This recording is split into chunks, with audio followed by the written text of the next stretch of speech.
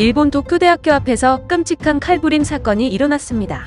범죄를 일으킨 소녀는 죄책감을 가진 채로 할복하려 했다고 말해 열도가 충격에 휩싸였습니다.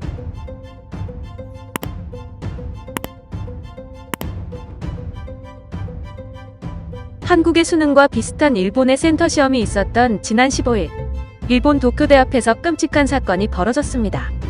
학교 인근 도로에서 교복을 입은 17세 소년이 시험을 보러 온 남녀 학생 2명의 등을 칼로 찌른 후 근처에 있던 72세 남성에게도 칼을 휘둘러 중상을 입힌 것인데요.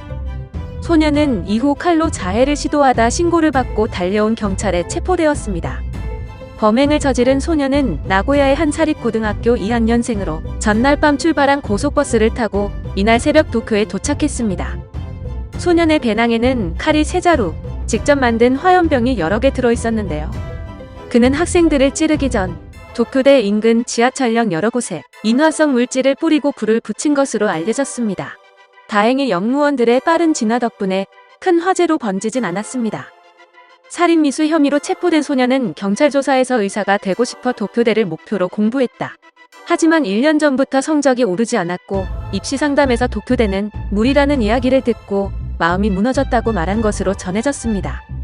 아무리 노력해도 내가 원하는 자리에 갈 수 없다는 절망감에 사람들을 죽여 죄책감을 가진 채로 할복하려 했다고도 말했습니다. 삶의 의지를 잃고 죽음을 생각한 사람이 다른 이들을 끌어들여 함께 죽으려 계획하는 것. 최근 일본에서 큰 문제가 되고 있는 확대 자살의 한 사례로 전문가들은 분석하고 있습니다. 실제로 지난해 헬로윈데이에 도쿄 지하철 게이호선에서 일어난 이른바 조코남 사건도 이러한 확대 자살의 일종으로 당시 큰 충격을 일으킨 바. 해당 사건은 작년 헬로윈데이 저녁 24살의 남성이 열차 안에서 흉기를 휘두르고 휘발유를 뿌린 후 불을 질러 16명이 부상을 입은 사건인데요. 조커 복장을 한 채 아비규환이 된 지하철 안에서 담배를 피우며 앉아 경찰을 기다린 그는 최근 실직했고 친구도 없다면서 죽을 용기가 나지 않아 2명 정도를 죽이고 사형을 당하고 싶었다고 진술했습니다. 또한 불과 한 달 전인 지난해 12월 17일에는 오사카시의 한 병원에서 불이나 용의자를 포함해 25명이 숨지는 참사가 발생했습니다. 61세 한 남성이 병원에 불을 지른 것인데요. 불이 크게 번지는 사이 그는 탈출구 앞에 손을 들고 서서 도망치려는 사람들을 막았습니다. 환자들은 비상구가 없는 병원 안쪽으로 몰려갔고 대부분 질식사했습니다.